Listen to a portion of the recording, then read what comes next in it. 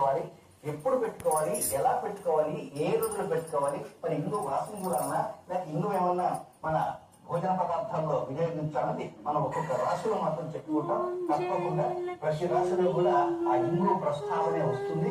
ఆ ఇంగువే మన శ్రీరామ రక్షగా ఉంటుంది. గురువుగారు, మన ప్రేక్షకులు ఎంతగానో ఎదురు చూస్తున్న ద్వాదశ రాశుల ఫలితాలను తెలియజేస్తారు. తప్పకుండా ముందుగా మేషరాశి వారి గురించి, వారికి ఈ సంవత్సరం ఎలా ఉండబోతోంది, ఎలాంటి జాగ్రత్తలు తీసుకోవాలి?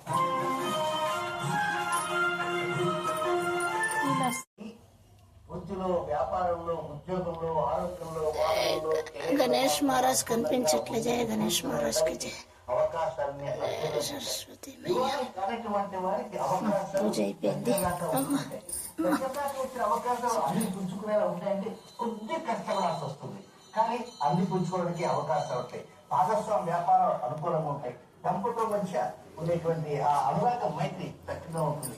కానీ ఈ భాగస్వామ్యం అంటే జీవిత భాగస్వామ్యం ఉంటారు కనుక ఆలుమగల మధ్య దాంపత్యము పరిణమిల్లే విధంగా అవకాశాలంటూ వస్తూ ఉంటాయి.